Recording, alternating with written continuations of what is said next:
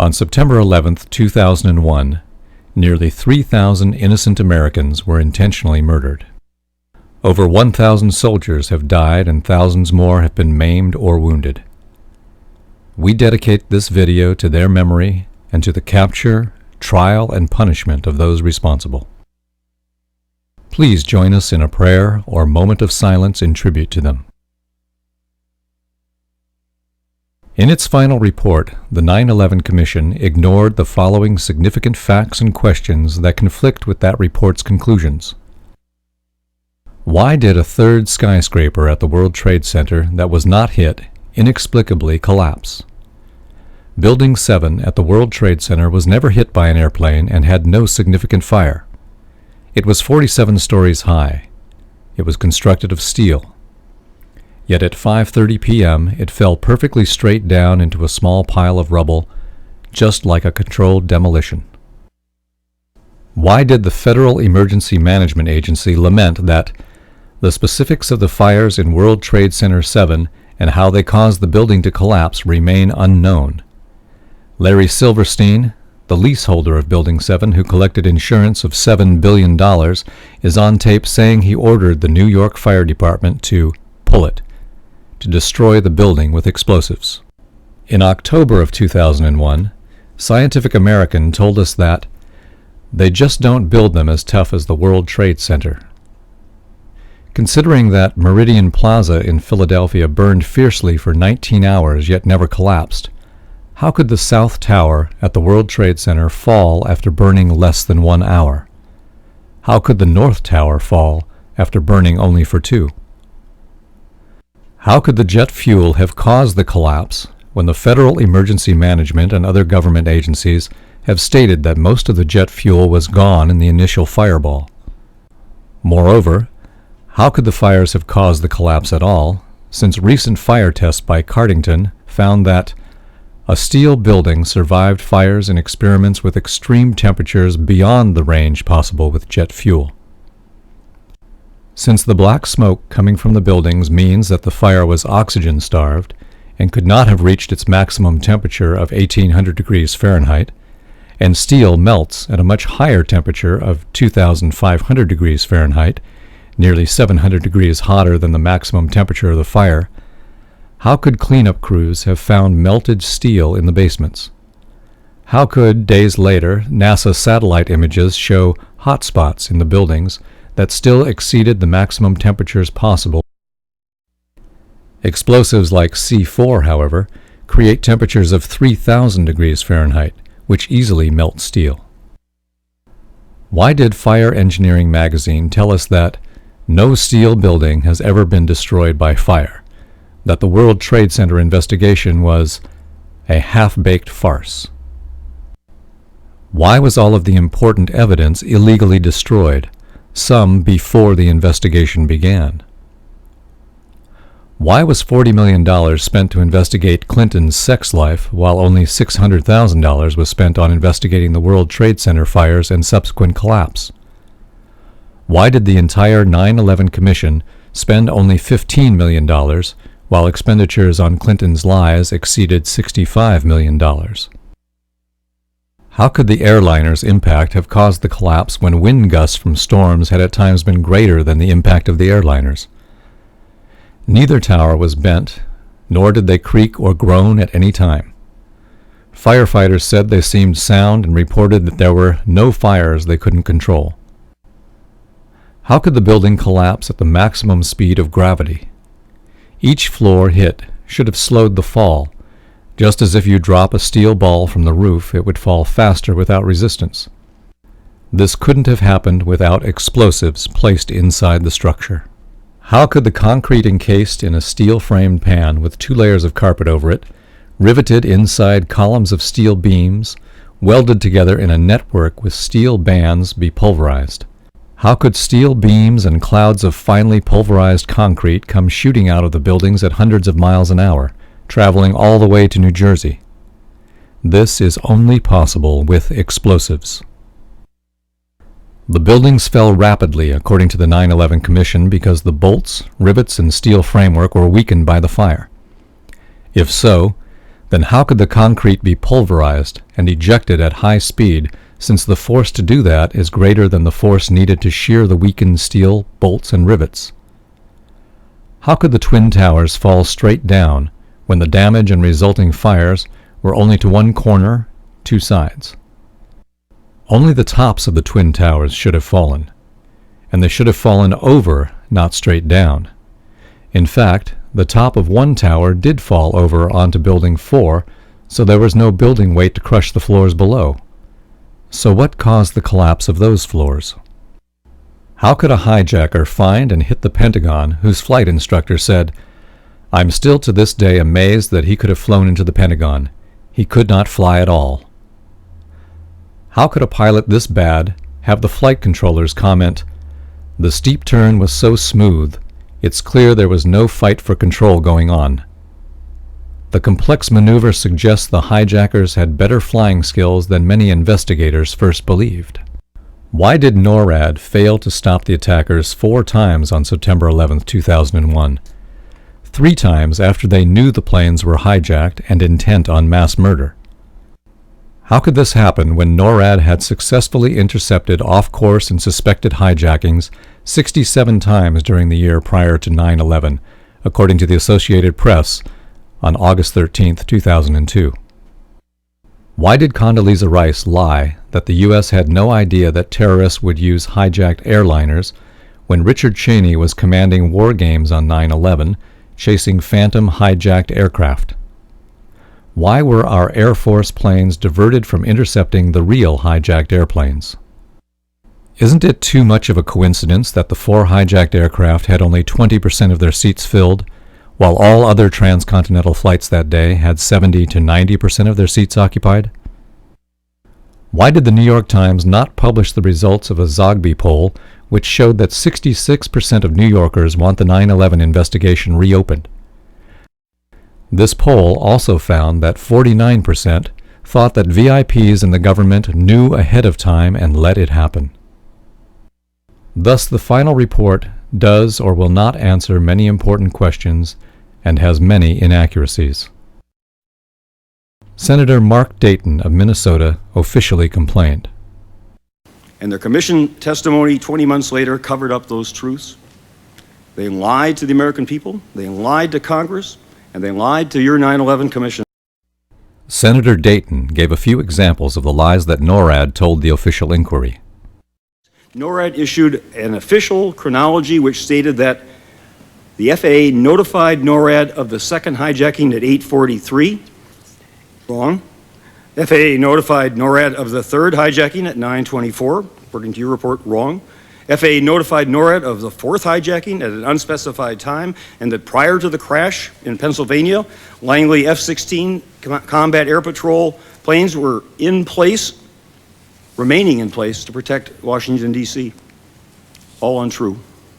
He pointed out that the Commission's report actually admits that NORAD lied, in effect, committing perjury. And in that testimony before you, NORAD officials stated also that at 9:24 they received notice of the hijacking of the third plane, American Flight 77. Also untrue according to your report. But what I find much more shocking and alarming were the repeated and catastrophic failures of the leaders in charge and the other people responsible to do their jobs, to follow established procedures, to follow direct orders from civilian and military commanders. And then they failed to tell us the truth later. Just one example of their extreme incompetence is that NORAD sent our fighter jets in the wrong direction. NORAD Mission Commander ordered his only 3 other planes on alert in Virginia to scramble and fly north to Baltimore.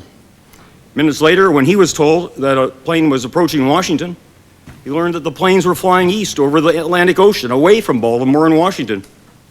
So that when the third plane struck the Pentagon, NORAD's fighters were 150 miles away, farther than they were before they took off. This is just unbelievable negligence.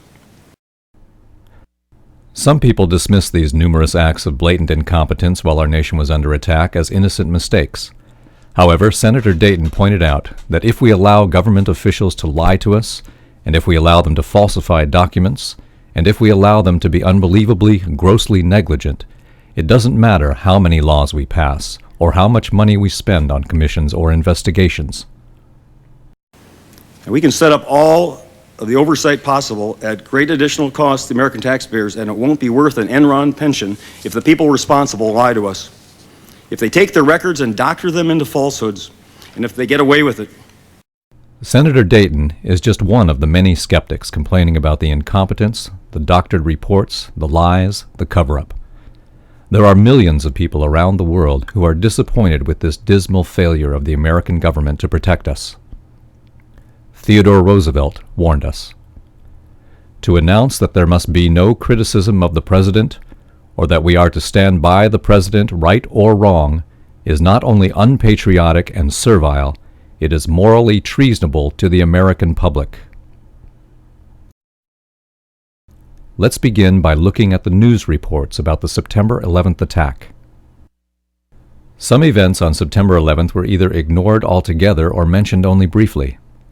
As we mentioned before, Building 7 was a 47-story skyscraper with a hard steel frame. It was almost half the height of the towers. This building collapsed at 5:30 p.m. in the evening. However, this news report was never repeated. Most people still do not even know this building existed, let alone that it collapsed. Military officials told reporters that they did not have any video of the airplane crashing into the Pentagon. News reports show only the fires and rubble from the crash, rather than the airplane as it crashes. News reports tell us that the FBI confiscated security camera tapes from the gas station and hotel across the street and other nearby buildings that show the airplane flying toward the Pentagon. Within a few days, the FBI released the names and photos of the alleged 19 hijackers. Yet, news reports point out that some of these alleged hijackers are still alive and well in Saudi Arabia, although some reports disagree on which hijackers are still alive. The FBI has not removed the mistakes from their list. We never saw Flight 77 crash into the Pentagon because military officials said there were no photos or video of that event. The early drawings turned out to be incorrect, such as this one from U.S. News and World Report, in which the airplane is diving toward the helicopter pad. As a result, many people still incorrectly believe that the plane caused the roof to collapse when it was really just the fire.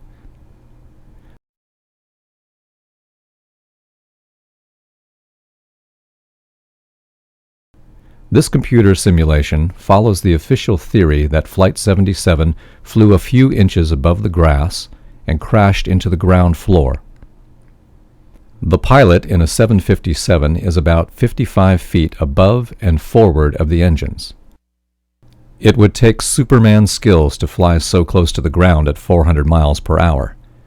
Just imagine trying to drive your car 400 miles per hour between the two irregular concrete walls inches from the sides. Moreover, since the pilot could only see one engine, he would not even be able to see how close the passenger side is to the wall and obstructions. Originally, the FBI claimed the terrorist who flew this plane was an experienced pilot for a Saudi Arabian airline, but they switched their claim to an inexperienced pilot after discovering he was still alive in Saudi Arabia. Regardless of whether it was an expert pilot or not, experienced pilots deny anybody could fly such a huge plane so low without crashing. How could anyone fly a 60-ton, 125-foot wide, 44-foot tall plane through this obstacle course? Moreover, only military aircraft are allowed in the prohibited area surrounding our nation's military command and control center, or legislature and the Supreme Court. How could our entire mega-billion-dollar military, with the ultimate in satellite, radar, radio equipment, and aircraft, fail to protect Washington and the Pentagon? While most Americans were demanding retaliation against Osama, a few people in cyberspace were complaining that something was strange about this attack, and perhaps we should not believe our government. In January, Eric Hufschmid realized that the World Trade Center towers and Building 7 did not merely fall down. For example, virtually all of the concrete in the towers had been pulverized into dust. He posted documents on the internet explaining that the towers appear to have been destroyed with explosives. Meanwhile, in France, a man named Thierry Meyssan was analyzing the odd aspects of the Pentagon attack. For example, where is the over 60 tons of engines, fuselage, luggage, seats, and more from Flight 77? Not on the grass. A helicopter view shows very few pieces of anything, far less than is left in every other 757 crash. No seats, no luggage, no bodies. Nothing but bricks and limestone. Here we can see intact cable spools. Why don't we see the big parts of the plane that are left in all other crashes? These are not pieces of a 757. There are no skid or crash marks on the ground, so the plane did not hit the ground first. These people are gathering small objects. Where are the engines or tail section, the large pieces from the aircraft? There are no passengers. There are no seats. There is no luggage. There's a lot of rubble inside the Pentagon, including intact chairs, desks, even an unburned book, but no luggage, airline seats, or any of the large parts that usually survive such crashes. This dog was searching for people, but there are no photos of it finding any of the passengers. The commonly available photos and news reports do not provide any evidence that Flight 77 hit the Pentagon. Meyssan concluded that the military was lying about Flight 77 crashing into the Pentagon. None of the photos or news reports show any evidence that supports the government's theory that a few Arabs conspired to crash Flight 77 into the Pentagon. In March 2002, news had reached American internet sites that Meyssan could not find any evidence of Flight 77 in any of the photos or news reports. From the evidence available at that time, Meyssan believed a truck bomb had exploded in front of the building. In order to kill that story, the military released 5 images from a security camera in front of the Pentagon. These images show an object flying into the Pentagon. This put an end to the accusations that a truck bomb had exploded in front of the building. It is ironic that these images prove the government spin doctors lied about not having video of whatever hit the Pentagon. Second, it is obvious that whatever hit the Pentagon was not big enough to be a Boeing 757, 130 feet long with a wingspan 120 feet wide. In this picture, you can see the trail of a missile heading toward the Pentagon.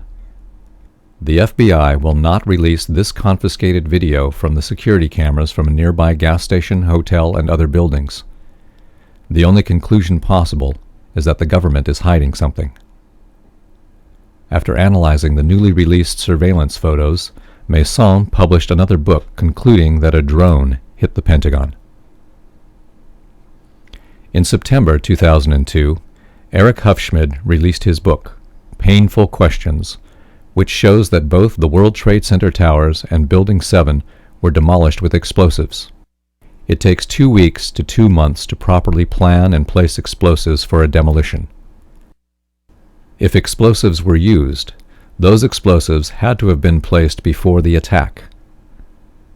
Hufschmid also shows that many of the phone calls from the passengers must have been faked, since scientific tests prove that cell phones will not work above 8,000 feet. Hufschmid's logical conclusion is that the terrorists were just patsies in an incredible scam.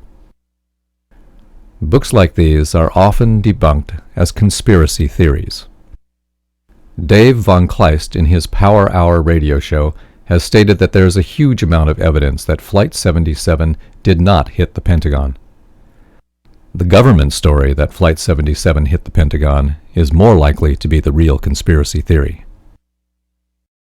The first image from the Pentagon security camera shows a trail of white smoke only slightly above the ground. The second image shows an erupting giant bright fireball. The third image and following 2 show the fireball becoming darker and larger while rising upward. The building is still standing, with all floors intact until approximately 20 minutes after the impact when, As the firefighters were putting out the fire, a section of the building collapsed from the fire. Remember, there were no skid marks on the lawn, so whatever hit the Pentagon had to hit it above the ground floor. A 757 is 44 feet tall and 125 feet wide, yet all floors of the Pentagon are still holding, and there is no damage at all where the wings should have hit. Compare this to the holes made by the wings of the aircraft that hit the World Trade Towers. Returning to the first image, there are no airplane parts visible. The roof of the Pentagon reached 77 feet, and the edge of the roof was almost 72 feet. Flight 77, a Boeing 757, was 155 feet long. A Boeing 757 is twice as long as the building is tall. Since we know where the plane hit the building, we can accurately scale our model to the correct size. It was 44 feet from the top of the tail to the bottom of the exhaust, more than half the height of the Pentagon. Mason and others have failed to figure out where such a large plane could be hiding in this image. The only hiding place is the rectangular post, but the post is not large enough to hide a 757. Let's zoom in on that upper right corner. These low-quality video images are grainy, but there is nothing close to being big enough to be a Boeing 757. Passenger jets do not leave white trails except at very high altitude where the water in the exhaust turns to ice crystals. The white smoke trail in this frame appears to be the visible exhaust trail of a missile, a rocket, not the nearly invisible exhaust of a jet engine at ground level. Only people who do not know about jet engines and rockets would insist that a Boeing 757 created that white trail. If you look closely just above the rectangular post, you can see what appears to be a tail and fuselage of a much smaller aircraft. Was the aircraft a drone such as a Global Hawk? It seems highly probable that whatever it was had a missile fired at it from the Pentagon's defense system. What about the witnesses who supposedly saw Flight 77? No doubt about it, it was American Airlines slammed right into the building. Many of the eyewitness accounts conflict. Why do other eyewitnesses say the object they saw was a much smaller aircraft than a Boeing 757? How can anybody be certain about an aircraft flying close by at 400 miles per hour? How did Flight 77 get to the Pentagon? This is another suspicious aspect of the attack. The plane vanished from air traffic controllers near Ohio, as shown by the question mark. Air traffic controllers immediately called the Air Force for help. Less than an hour later, an unidentified blip appeared out of nowhere on the radar screen near the Pentagon. Supposedly, Flight 77 traveled all the way from Ohio to the Pentagon without the help of any of the air traffic controllers, and without being seen by the Air Force or on any radar screens, even though they were all looking for it? The Air Force did not find this plane either, even though they have their own radar system and were on high alert after the two planes had hit the trade towers. In the 12 months preceding 9/11, our Air Force successfully intercepted commercial and private aircraft 67 times with a 100% success rate.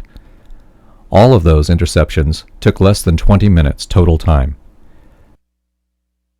Yet on September 11th, the Air Force failed 4 times in a row, 3 times after the first hijacked aircraft hit the first tower. Remember that these very large, easy-to-see on radar planes had entered closely watched prohibited airspace. None of the alleged hijackers were good pilots, according to the flight schools.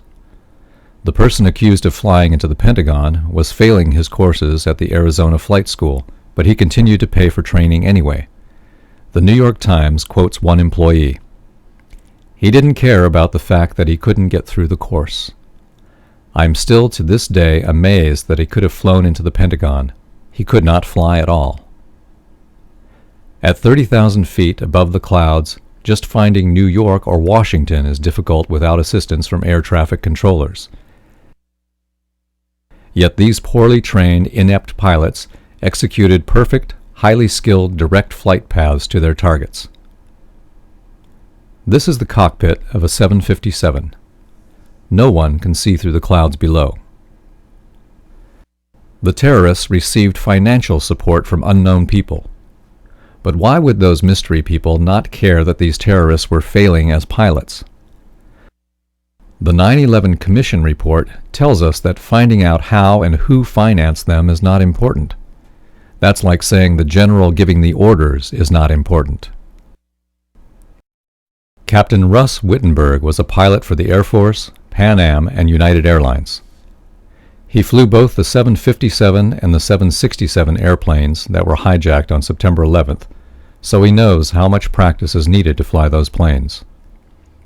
He is one of several pilots who doubt the terrorists could have flown these planes so accurately into such small targets.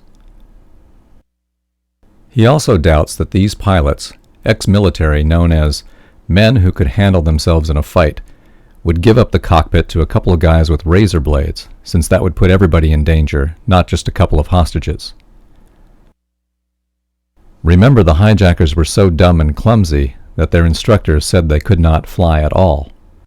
Wittenberg expected that the pilots would at least follow standard operating procedure and switch their transponders to the code indicating a hijack in progress immediately when they learned of the hostages, before the hijackers got into the cockpit. Many pilots and flight school instructors find it difficult to believe that anyone could execute the high-precision, high-speed turns, much less these flight school flunkouts.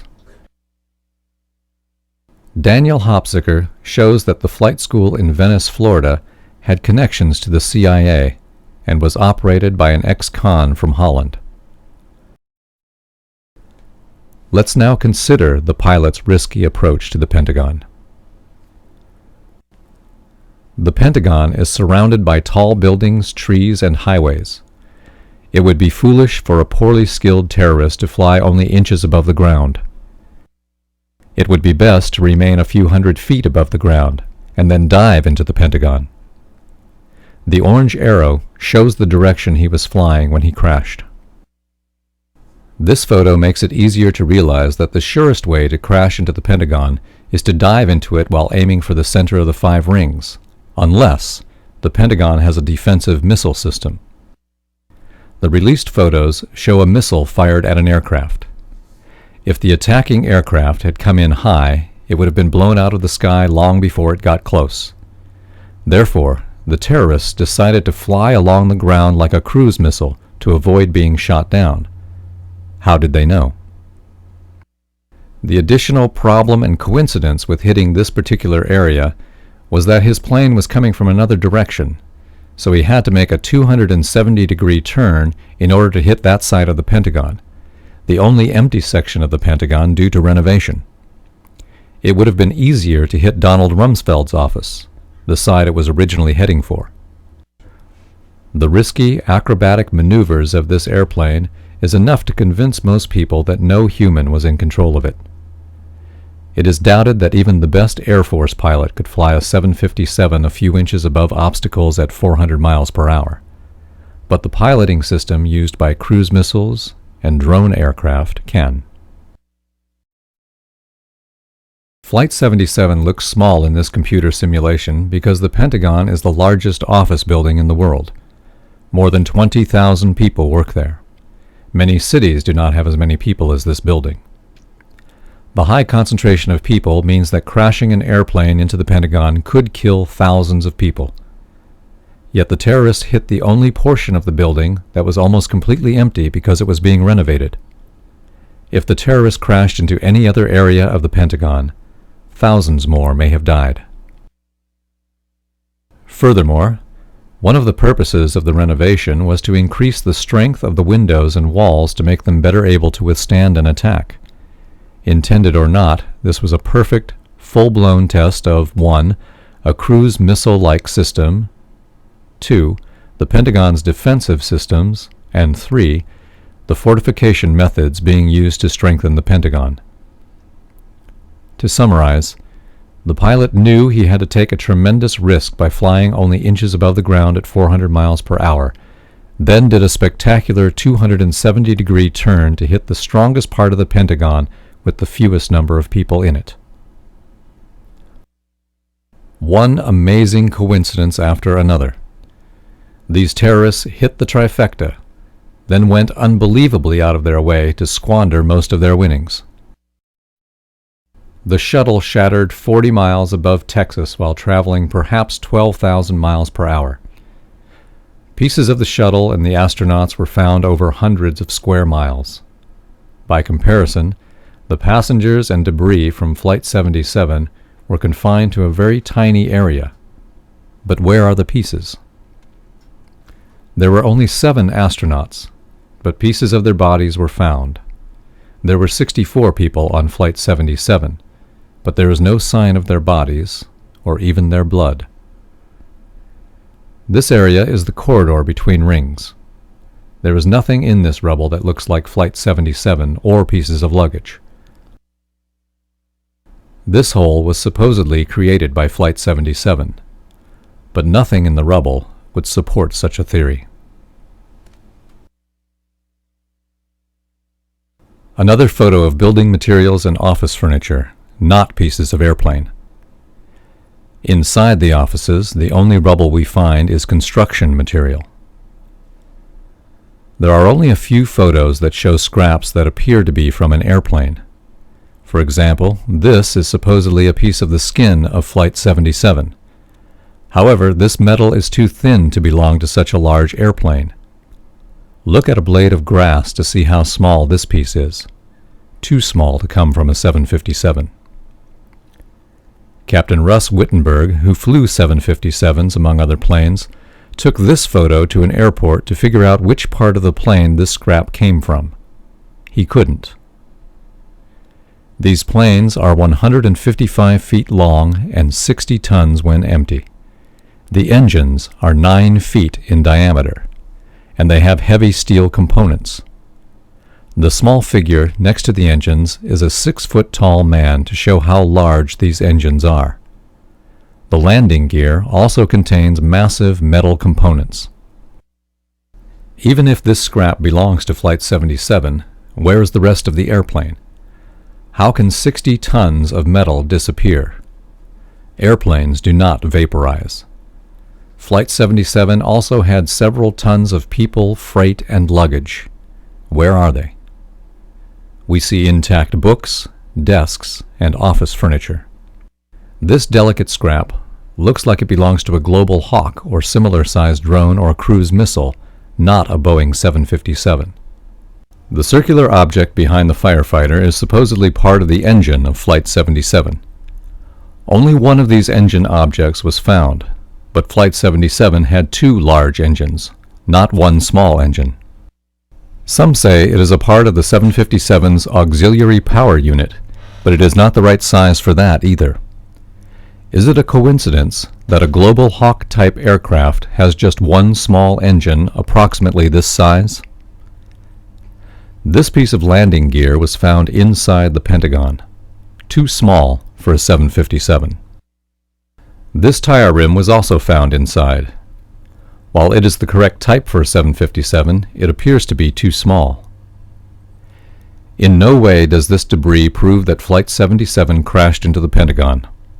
A Global Hawk, or drone, also has tires and landing gear. Here's another thin piece of metal that would fit better on a Global Hawk or smaller aircraft than a 757. Furthermore, a 757 would leave in excess of 60 tons of scrap, as opposed to merely a few small pieces. These tiny scraps of aircraft would make sense if a smaller aircraft like a Global Hawk crashed into the Pentagon because the Global Hawk was designed to be extremely lightweight. One reason for its low weight is to reduce the power requirements of the engine, which in turn reduces the noise and heat from the engine. This makes it difficult for people to hear it or pick it up on radar or with infrared sensors. A Global Hawk is like a carbon fiber eggshell with an engine. Christopher Bolin of the American Free Press spoke with Steve Riskus, who saw the plane hit the Pentagon and took these photos of the fire before the firefighters arrived. Steve said the plane flew by his windshield, but he did not hear much noise, This is evidence that a global hawk or similar quiet aircraft hit the Pentagon.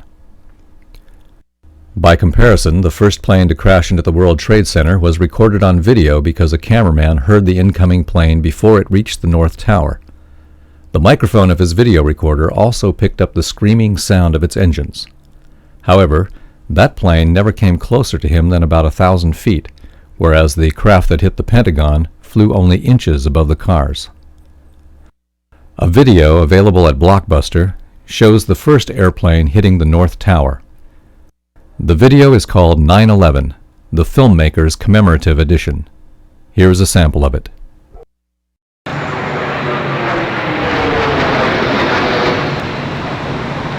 That airplane never came closer to the ground than about 1,000 feet, but we can clearly hear it. If a Boeing 757 flew 400 miles per hour only inches above the cars, the noise would have been deafening. People would have also felt the turbulence from the wings and the vibrations and hot exhaust from the engines.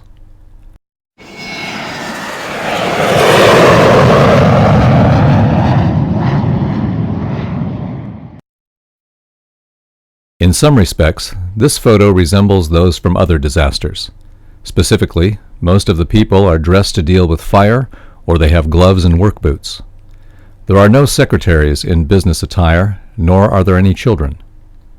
However, a few photos show executives wandering around among the firefighters. Who are these two guys? Why are they collecting material from the crime scene? They do not have gloves on, nor work boots. They are holding the parts away from their bodies. Are they worried about getting their clothes dirty? Why are they walking around in the firefighting foam, water, human body parts, and sharp scraps of metal? Why are they so eager to help clear up the crime scene that they rushed out amongst the firefighters to help pick up a few scraps? Are these the FBI investigators? If so, why didn't they let the workers with gloves and boots collect the debris? A Boeing 757 would leave some 60 tons of material, in which case these two guys would not be able to contribute anything significant to the cleanup. However, if a global hawk crashed into the Pentagon, there would be only 4 tons of parts or less to clear up. Furthermore, since more than 50% of a global hawk is carbon fiber and resin rather than aluminum, if most of the non-metallic material burned, there would be less than 2 tons of scrap. This would explain the mystery of why so little remains. An unmanned global hawk has aluminum in the fuselage and wings. Any large pieces of aluminum would have to be hidden because they would not look like pieces of a Boeing 757. Is it not odd that some guys carried away a large box hidden behind a tarp? Why would these people carry away this secret item? What is inside this box, and where did they take it? Why the secrecy if the military has nothing to hide? As if there were not already a number of strange aspects regarding the debris, a news helicopter shows a line of people picking up small items from the grass. Who are these people? They are neither firefighters nor police officers. Why are they prematurely removing evidence from a crime scene? This very rapid cleanup also happened at the World Trade Center and the crash site of Flight 93. The cleanup crews were on site immediately, removing evidence before it could be examined by investigators. At the Pentagon, those involved in clearing up the crash site were top executives. This is like the board of directors at a Fortune 500 company turning out to help the janitors clean up the toilets on the shop floor. If a global hawk crashed into the Pentagon, the pieces of carbon fiber would have to be picked up quickly because if somebody had found a piece of it, he would have announced, "Hey, this is no American Airlines flight. We just got hit by some high-tech aircraft," and the Bin Laden scenario would have become a non-starter. Could it be the reason Flight 77 vanished from radar near Ohio was because it landed at a military base in the area, and then another plane, such as a Global Hawk, may have been sent up to replace it? In 1962, based on information provided under the Freedom of Information Act, a military operation called Operation Northwoods planned to take a civilian aircraft, replace it with a drone, shoot it down, and then blame the incident on the Cubans in order to spur the American people to go to war. Sound familiar? Since a global hawk can fly above 60,000 feet, it could fly from Ohio to the Pentagon above commercial airplanes' flight paths.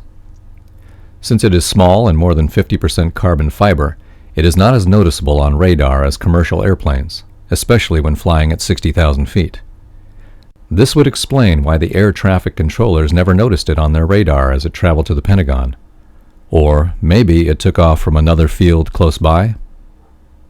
A global hawk also flies at 400 miles per hour, which is the speed the military claims Flight 77 was flying when it allegedly hit the Pentagon. Seismic sensors are buried around the world for measuring earthquakes and other events. These devices are so sensitive that many of them picked up the impact vibrations of the airplanes as they crashed into the World Trade Center and the crash in Pennsylvania. They also picked up the collapse of the towers and the collapse of Building 7. What was so different about the Pentagon crash that seismic sensors did not record vibrations from an airplane crashing into the Pentagon?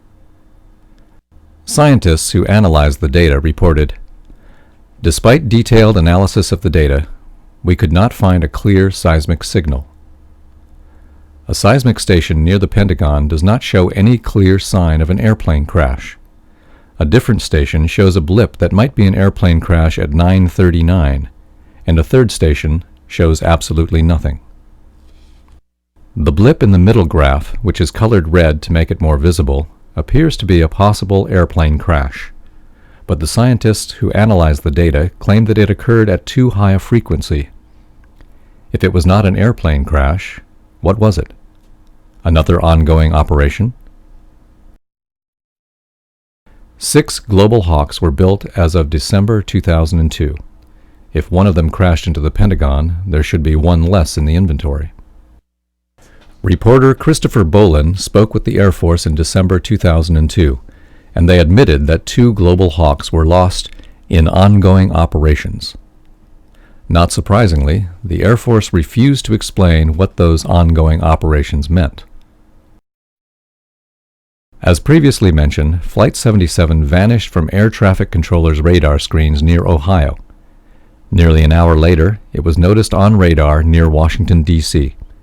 It was dropping from a high altitude. CBS News describes it as a downward spiral, turning almost a complete circle. How do we explain the sudden appearance on radar of Flight 77? Could it have been one of those missing global hawks or a similar drone aircraft and not Flight 77? If a global hawk flew from Ohio to the Pentagon above 60,000 feet, it would not be easy to see on radar until it descended to below 10,000 feet. Flight 77 allegedly dropped a treetop level and headed toward the Pentagon. But where are the witnesses who heard the tremendous roar of its jet engines?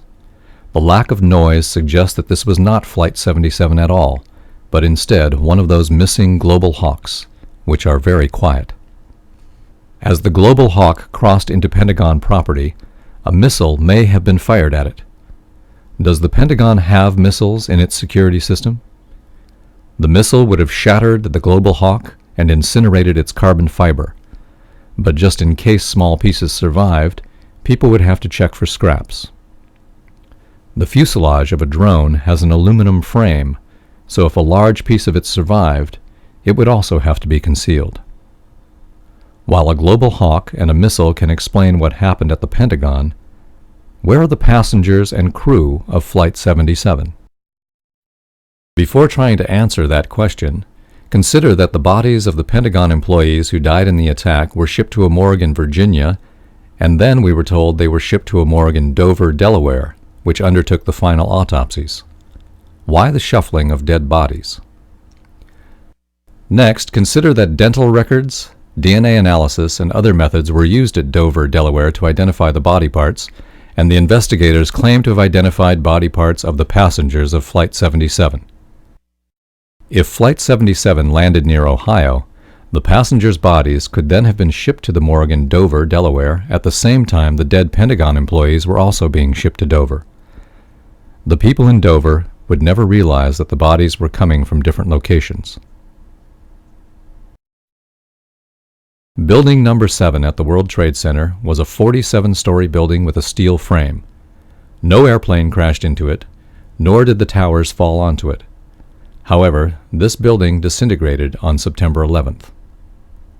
This satellite image shows the World Trade Center about a year before the attack. Building 7 is the tall building at the top. Building number 1 is the North Tower. You can distinguish it from the South Tower by its antenna. Buildings 4, 5, and 6 were office buildings. Building 3 was a hotel. The attack on September 11th destroyed all 7 of these buildings, and it damaged surrounding buildings as well. Here is a view from an airplane of the rubble of Building 7. The pile is very small. How did a 47-story steel building crumble into such a tiny pile of rubble? The Bush administration wants us to believe that fire caused it to disintegrate. Fires started in Building 7 at around 9 o'clock in the morning, a few moments after the plane crashed into the South Tower. These fires burned slowly all day. This photo shows the fires at 3 p.m. The fires are not easy to see because they are small, and the air is full of dust and smoke. Nearby buildings and reflections make it difficult to figure out where Building 7 is, so I'll fade out the other buildings for a moment so that you can see Building 7 more clearly. There are flames coming from only a few of the thousands of windows of this large building. Most floors do not have fires, and those that do are burning in a few small areas only. Compared to other office fires, these are small. Why didn't the sprinkler system extinguish them? This photograph shows the rear of Building 7. This side of the building doesn't have many fires either. There are no fires anywhere along the base of the building. Incidentally, in the background of this photograph are buildings number 5 on the left and 6 on the right. Both of those buildings have very serious fires burning inside. The government has never bothered to explain how Building 5 ended up with such serious fires. Despite the fact that the fires in Building 7 were so small that the sprinkler system should have extinguished them, at about 5:30 in the evening, the building suddenly imploded and crumbled into a pile of rubble. How did a few small fires cause Building 7 to collapse? According to Bill Manning, editor-in-chief of Fire Engineering, a magazine for fire departments, fire has never destroyed a steel building. So how did a fire do what it had never done before? Perhaps you wonder if incompetent architects designed this building with delicate steel beams. If so, take a look at the beam with numeral 7 spray-painted on its end. To say the beams in Building 7 were massive would be an understatement. This building was straddling an electrical substation for the city, so it had some of the thickest steel beams of any building ever built on the planet. At the upper left corner is a standard I-shaped beam. It would be considered massive in most buildings, but it seems delicate next to the biggest beams of Building 7. As is typical in the design of buildings, bridges, and most industrial products, Building 7 was designed with more strength than it actually needed. So how did a building with such a massive steel framework disintegrate into such a small pile of rubble from a few fires? The Bush administration assigned the Federal Emergency Management Agency to conduct an investigation into why the buildings in the World Trade Center collapsed. However, the editor of Fire Engineering magazine became so disgusted by the investigation that the January 2002 issue published an article in which he called the investigation a half-baked farce. Later that month, both Bush and Cheney asked Tom Daschle to limit the investigation. Apparently, a half-baked farce was more of an investigation than Bush and Cheney dared. In March 2002, the Committee on Science of the House of Representatives held a meeting to investigate the investigation. There were more insults and accusations flying around at this meeting. For example, Congressman Boehlert complained that the investigation seems shrouded in excessive secrecy. Professor Corbett complained that they were trying to run an investigation with part-time engineers and scientists and on a shoestring budget. There were also accusations that landlords and insurance companies interfered with the investigation. It seems that a lot of people were helping President Bush hijack the investigation. During April 2002, the final pieces of rubble from the World Trade Center were removed. The heavy steel beams were sold to China and other foreign nations as scrap metal at a very low price, while the less valuable pieces were shipped by barge to be buried. By May 2002, the World Trade Center site had been cleaned up, and with all the evidence destroyed or removed, nobody could conduct any further investigations into how the buildings collapsed. The editor of Fire Engineering wrote months earlier that this destruction of evidence is illegal. He pointed out that our laws demand that rubble be saved from major disasters so that we can learn what happened and improve our buildings and fire prevention techniques. Our government violated the law when it destroyed the debris from the World Trade Center. Here are some of the government officials who tried to impeach President Clinton. Tens of millions of Americans were outraged when Clinton lied to us about what he and Monica were doing. These Americans proudly boasted that they are law-abiding citizens and that they will not tolerate government officials who cheat, lie, or deceive. Yet many of these same Americans either helped our government violate laws during the investigation of the World Trade Center collapse or ignored them.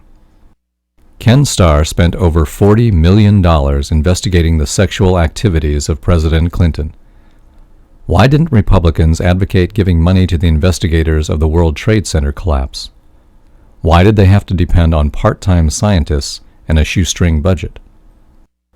In May 2002, FEMA released their report on the collapse of the buildings.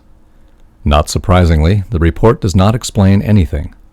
For example, rather than reveal their story as to how the fires caused Building 7 to collapse, the FEMA report states the following: the specifics of the fires in Building 7 and how they caused the building to collapse remain unknown at this time. Branches of our government spent 7 months investigating the collapse of the World Trade Center buildings, and at the end, they announced that they have no idea what happened to Building 7. If FEMA was a private company, we would demand our money back. Since it is a government agency, their worthless report is evidence that they are involved in covering up a scam. FEMA claims they cannot understand how Building 7 collapsed, but perhaps you and I can figure it out by watching this video. This video is poor quality. It was recorded from the network television news. As with the security video that shows Flight 77 crashing into the Pentagon, no one has come forth as of yet to provide good quality video of Building 7 as it collapses. At the top of Building 7 is a rectangular penthouse that contains air conditioning and other equipment. If you recall, the fires were on the lower floors, not near the roof. Why then would the penthouse be the first part of the building to collapse? How could the fires cause damage to the penthouse without damaging all the floors in between?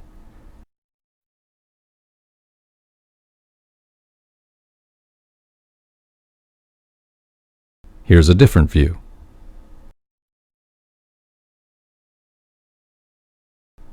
And another view. Since no fire has ever caused a steel building to crumble before, there is no way to judge if this dust could be considered typical. The person who took this next video decided to point his camera at Building 7 at just the right moment.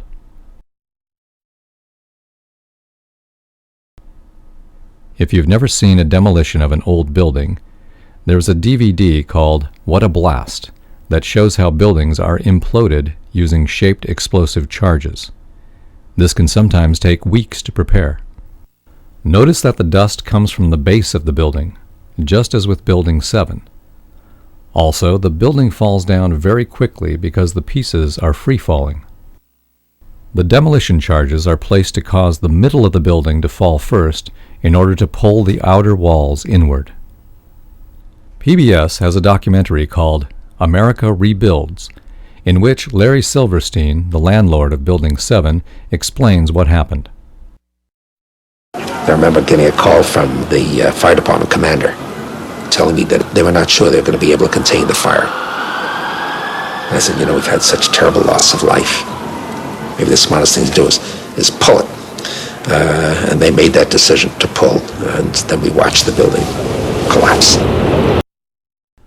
Now the phrase, pull it, which you just heard Larry Silverstein use, is an industry term that means to demolish a building with a controlled, planned demolition. It is inconceivable that anyone would be running around in a building burning so badly, placing explosives in exactly the right places all within 7 hours. In fact, implosions take a minimum of 2 weeks and up to 2 months to plan and place the charges. Even stranger is the fact that the Fire Department of New York does not even train their personnel to do controlled demolitions. They are only done by highly skilled, experienced specialists who plan and test far ahead. Now that you've seen how the building collapsed, obviously these minor fires were not responsible. If so, how did the fire destroy the entire steel structure in such a neat and precise fashion? Building 7 collapsed in the exact same manner that demolition companies destroy old buildings. They use explosives to shatter the joints holding the steel beams together. The explosives are detonated in a sequence that causes the building to fall vertically downward into a neat pile of rubble. Also, when the building is tall, the explosives are often timed to destroy the interior of the building before the exterior walls are broken, thereby causing the interior section to fall first. As the interior pieces fall, they pull the exterior walls toward the interior. This creates a pile of rubble with the exterior walls laying on top of the rubble.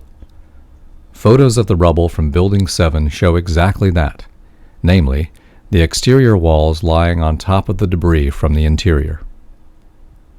Normally, if a 47-story steel building crumbled into a pile of rubble due to minor fires, people around the world would be shocked and want to know what happened. Architects would be interested in understanding what happened so that they could design buildings better. People who live or work in tall buildings would wonder, can fire do this to my building? Part of the problem is that most people simply don't know much about Building 7 due to the extraordinary secrecy surrounding this collapse. We were frequently told of the evil of bin Laden, but how often did you see the collapse of Building 7? How many articles did you find in newspapers or magazines about Building 7? The only explanation for this secrecy that I can think of is that nobody can explain how bin Laden caused Building 7 to collapse. By keeping this issue a secret, are they hoping that people will forget about the incident rather than asking awkward and difficult questions about Building 7?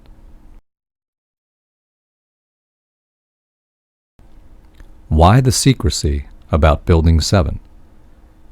One possible reason for the secrecy about Building 7 is that it may have been the control center for demolishing the World Trade Center. The 23rd floor of this building was given $15 million worth of renovations to fabricate an emergency command center for Mayor Giuliani. For example, it was given bullet and bomb-resistant windows. There's nothing strange about adding reinforcements to a government office to protect them from attack. In fact, many retail businesses have bullet-resistant windows. However, this particular office had its own air and water supply, and it was designed to withstand winds of up to 160 miles per hour. Consider that when the towers fell down, clouds of dust and grit were thrown outward at a very high speed. The only people protected from that blast were in this special emergency command center.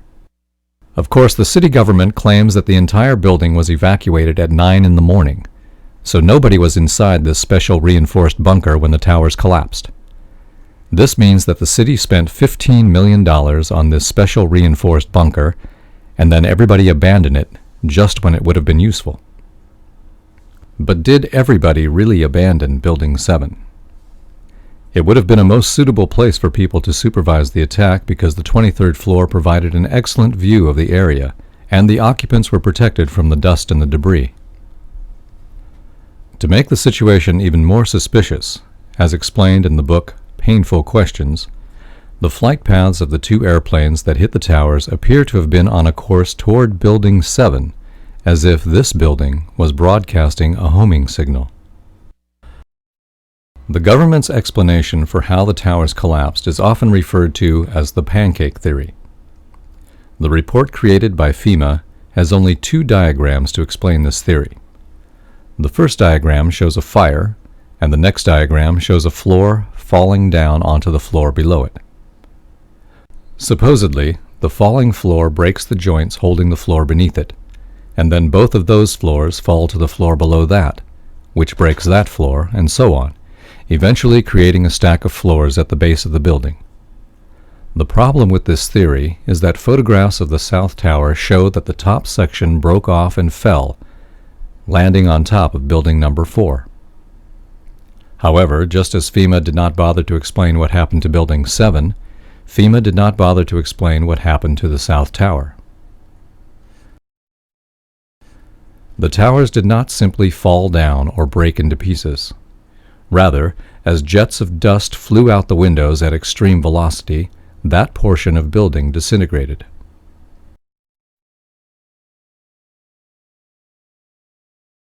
Of feet. Some reached the shores of New Jersey. When it was over, it was difficult to find anything resembling office furniture, chunks of concrete, human bodies, or large pieces of the steel frame. The tower had steel frames on the outside and core. They were not steel-reinforced concrete structures. The concrete was used only as a flooring material. Somehow, virtually all the beams broke apart into short sections. Only a few steel beams that were along the outside of the tower remained connected together, such as these. Here are 2 steel columns that are still connected together by steel plates. These columns were along the outside of the tower. A closer view of the rubble makes it look as if the towers were put through a giant shredding machine.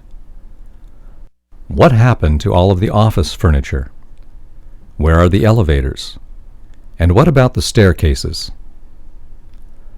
The concrete, office furniture, and people disintegrated into such small pieces that the firefighters were scooping them up with buckets. Only the largest pieces of steel survived the collapse. Nearby buildings look as if they were decorated with tinsel. The shiny objects are pieces of the aluminum coverings from the outer columns of the towers. The aluminum coverings were shredded into pieces and blown up to several hundred feet away. In this photo, the sunlight reflects from the pieces of aluminum, making them more visible. How can buildings made of massive steel beams and thick steel plates shred themselves into pieces? This is as ridiculous as an automobile crashing into a wall and then shredding itself into pieces. Buildings and cars are made of a low-carbon steel, and this type of steel simply does not behave in this manner. This type of steel bends, it does not shatter into pieces. There should be large, twisted pieces of steel assemblies in this rubble. Perhaps you wonder if the beams in the World Trade Center were thin and delicate, and that fire destroyed the towers because the architects did not make the beams strong enough. However, architects always give a building more strength than it needs in order to provide a margin of safety. The towers withstood storms for decades without any sign that reinforcements were needed. These 2 rectangular columns ran up the center of the towers. They are usually referred to as core columns because they were in the center of the towers. Each tower had 47 of these core columns. The thickness of the walls in these columns varied from 4 inches thick at the ground to about 1/4 inch at the very top of the tower. The columns in this photo are about 2 inches thick, so they were somewhere near the middle of the tower. This photo shows both a rectangular core column and some square exterior columns. There were 236 of these square columns running up the exterior of each tower. Every floor had a network of steel trusses. There were 2 sets of trusses crisscrossing each other to form a rectangular grid. This diagram shows only 1 set of trusses. The missing set would be traveling left to right in this diagram. The purple lines along the right side show the orientation and location of the missing trusses. Corrugated steel pans were attached to the top of the trusses. Concrete was poured into these pans to form strong, flat, and fireproof floors. The exterior columns were spaced every meter along the outside of the towers. Windows were placed between the columns. The view in this diagram is looking toward the windows from the core columns. The exterior columns were further strengthened with steel plates. The plates were welded to the columns and then bolted to one another, forming straps around the tower. Since the floors were spaced 12 feet apart, it means each grid of trusses was repeated every 12 feet. The steel straps that wrapped around the tower were also repeated every 12 feet. As you can imagine, that put a lot of steel into these buildings. The empty space in the trusses was used for ceiling tiles, electric lights, air conditioning ducts, and other utilities. It is important to realize that the framework of these towers was 100% steel. By comparison, the building in Oklahoma City that Timothy McVeigh was accused of destroying had a concrete framework, with steel reinforcing rods in the concrete. Here is a highly simplified cross-section of one of the towers. It shows one floor of the tower looking down onto the concrete floor. The floor beneath has a slightly different color to make it more apparent that the view is from above. There were 47 rectangular columns in the center of the tower, although only 4 are shown in this diagram. There were 236 exterior columns, although only 16 are shown. These exterior columns were literally on the outside of the building. Many people assume that these towers disintegrated because they were weak, but there is no evidence for such an accusation.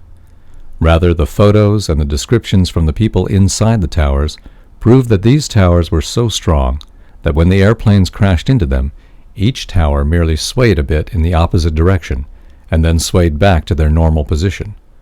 Both towers then remained motionless. People inside the towers felt them tilt, but the movement was so small that neither photos nor video show the tilting. Obviously, these towers were incredibly strong.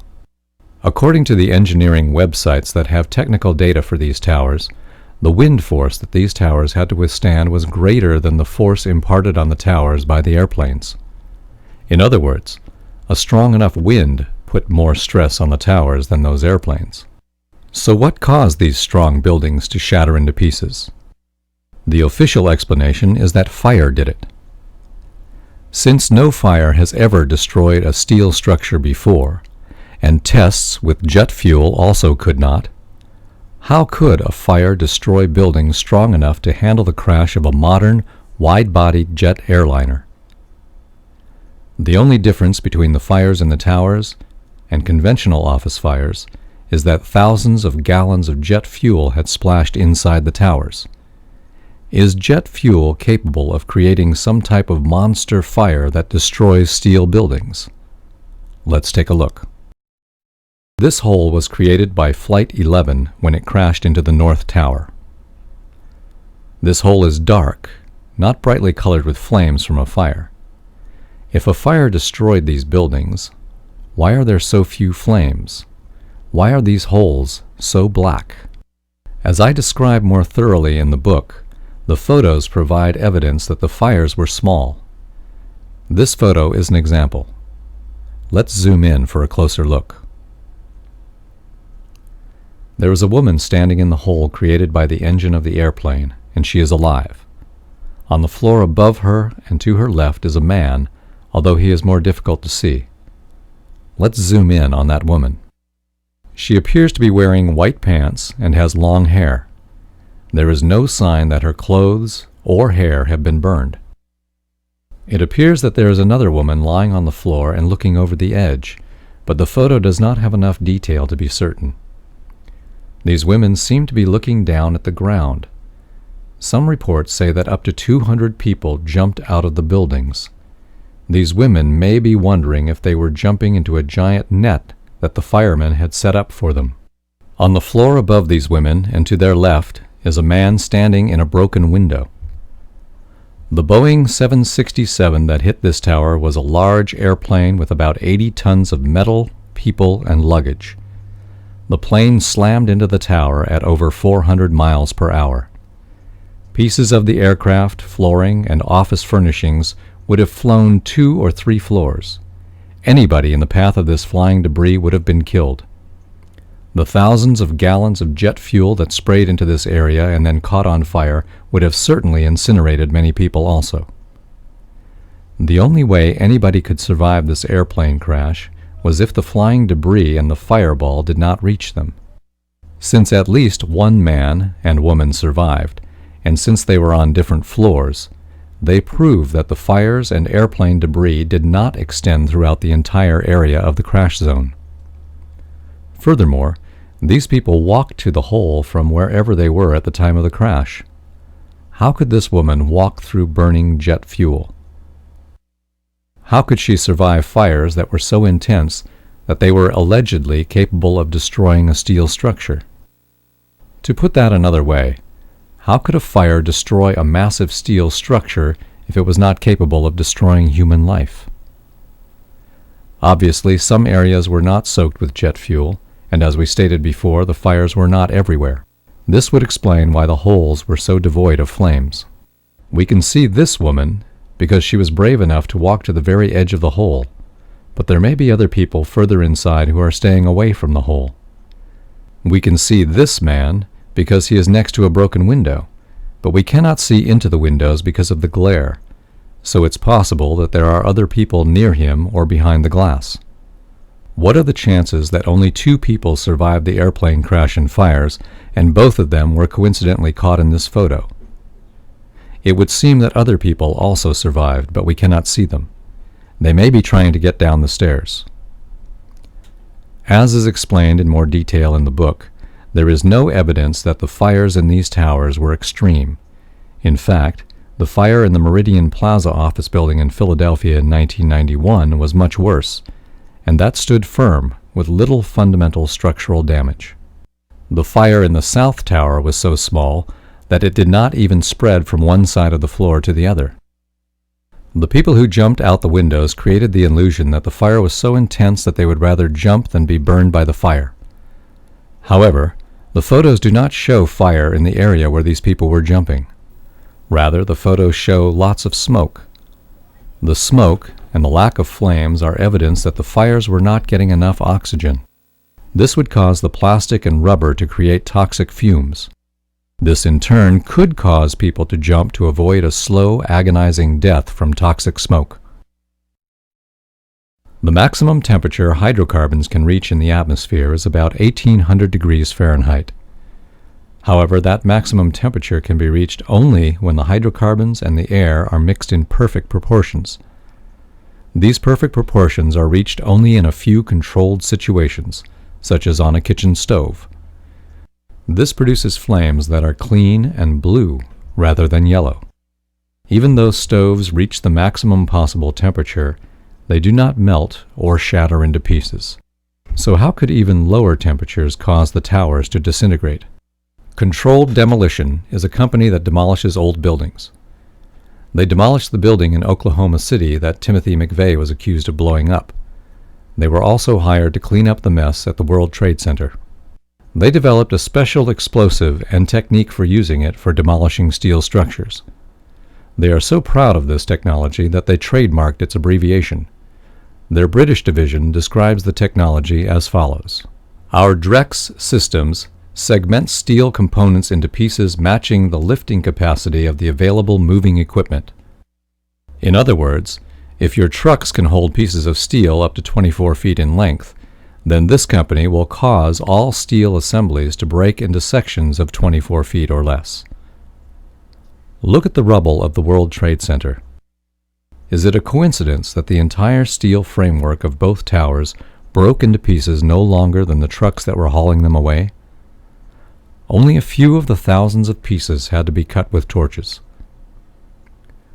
Somehow, an off-center fire did exactly what Controlled Demolition does with their special trademark explosives. NASA and the U.S. Geological Survey created this thermal map of the temperature of the rubble. This map was created 5 days after the towers were attacked. Obviously, the rubble would be cooler after 5 days than it was on September 11th. Firefighters sprayed millions of gallons of water on the rubble during those 5 days, and it also rained. However, one location in the rubble of Building 7, with little fire, was above the melting point of aluminum, and so was one location in the rubble of the South Tower. Not surprisingly, smoke came out of the rubble for months. Peter Tully, president of one company hired to remove the debris, and Marc Loiseau, president of Controlled Demolition, told the American Free Press that steel had melted in the basements of both the towers and also Building 7. These incredible temperatures are evidence that explosives were used. Jet fuel cannot reach these temperatures. The explosives in the basements had to be powerful to break apart the massive steel beams. Explosives create very high temperatures, and the heat had nowhere to go since it was deep underground. According to the scientists who analyzed the seismic data, the North Tower collapsed in about 8 seconds. The collapse started at about the 94th floor near this woman. This means that 94 floors shattered at an average rate of about 10 floors per second. This means that the North Tower collapsed as fast as objects fall under gravity with no resistance. Explosives were shattering the towers slightly faster than the rubble was falling. The towers were built by the government, so taxpayers owned both of them. However, somehow the government was convinced to lease the towers for 99 years, and Larry Silverstein became landlord on July 24th, less than 2 months before the attack. He then had control of the maintenance and security departments, and he began to replace security personnel. Silverstein brought Frank Lowy into the deal to become landlord of the underground shopping mall. Lowy is a billionaire who owns shopping malls in several nations. After the towers disintegrated, Silverstein demanded insurance companies pay him twice what the policy stated, on the grounds that each tower underwent separate attacks. What a coincidence that after these guys got control of the World Trade Center, Osama bin Laden decided to destroy the entire complex. The packages of explosives would have to be placed in an area above the ceiling tiles. Each package would have a battery and a radio receiver. A computer would be able to detonate the explosives in any sequence by sending the appropriate signals to the packages. To summarize, the 9/11 Commission ignored the following facts. Building 7 at the World Trade Center was never hit by an airplane and had no significant fire. It was 47 floors tall, constructed of steel, and a different design than the Twin Towers. Yet it fell straight down into a pile of rubble at 5:30 p.m., just like a controlled demolition. The Federal Emergency Management Agency reported that the specifics of the fires in World Trade Center 7 and how they caused the building to collapse remain unknown. Concerning the Twin Towers, in October of 2001, Scientific American told us that they just don't build them as tough as the World Trade Center. Since the Meridian Plaza in Philadelphia burned fiercely for 19 hours yet never collapsed, why did the South Tower at the World Trade Center fall after burning less than 1 hour, and the North Tower fall after burning only 2? This is even more puzzling considering that the Federal Emergency Management Agency has told us that most of the jet fuel was burned in the initial fireball, and recent fire tests by Cardington found that a steel building survived fires in experiments with extreme temperatures beyond the range possible with jet fuel. Moreover, the black smoke means that the fire was oxygen-starved and could not have reached the maximum potential temperature of 1800 degrees Fahrenheit. Yet cleanup crews found melted steel in the basements. Steel melts at a much higher temperature of 2,500 degrees Fahrenheit. Days later, NASA images found hot spots in the building that still exceeded the maximum temperatures possible from jet fuel, but not from explosives like C4, which creates temperatures of 3,000 degrees Fahrenheit. Fire Engineering magazine has told us that no steel building has ever been destroyed by fire, that the World Trade Center investigation was a half-baked farce, and that all of the important evidence was destroyed illegally before the investigation was concluded, some before it began. Why was $40 million spent on Clinton's sex life, while only $600,000 was spent on investigating the World Trade Center fires and collapses? The entire 9/11 Commission spent only $15 million, while all expenditures on Clinton's indiscretion exceeded $65 million. Though some say the airliner's impact weakened the towers, winds from winter storms on the towers had at times been greater than the impact of the airliners. Neither tower suffered any damage as a result of severe weather at any time. The buildings collapsed at the maximum speed of gravity. This is impossible without explosives. Each floor hit would have slowed the fall somewhat, and more at the beginning. The concrete was encased in a steel-framed pan, riveted inside columns of steel beams, welded together in a network with steel bands. Yet steel beams and clouds of finely pulverized concrete came shooting out of the buildings up to 3 times the width of the building at hundreds of miles per hour. This is only possible with explosives. The damage and resulting fires were on one corner, affecting 2 sides. That means that the other 2 sides of the building were unharmed. Building 7 had no impact or significant fires, yet all 3 collapses were straight down. Only the tops of the twin towers should have fallen over, yet the entire building fell straight down each time, as in a controlled demolition. Even though the alleged hijacker's instructor said, "I'm still to this day amazed that he could have flown into the Pentagon," he could not fly at all. The flight controller said, "The steep turn was so smooth, it's clear there was no fight for control going on." The complex maneuver suggests the hijackers had better flying skills than many investigators first believed. We heard at the 9/11 Commission, Mr. Mineta. There was a young man who had come in and said to the Vice President, "The plane is 50 miles out, 30 miles, 10 miles out." This means that Cheney knew this plane was coming at Washington and the Pentagon, and yet no planes had been scrambled to protect Washington after more than an hour had passed since the World Trade Center was attacked. There should have been an umbrella of F-15 and other aircraft over Washington. An F-15 fighter reaches 29,000 feet in 2.5 minutes when ordered to scramble. It can travel 50 miles and destroy a target in less than 2 minutes. NORAD successfully intercepted off-course and suspected hijackings 67 times during the year prior to 9/11. Yet on that morning there were not 1, not 2, not 3, but 4 failures. 3 after they knew the planes were hijacked, with those in the cockpits intent on mass murder. Why?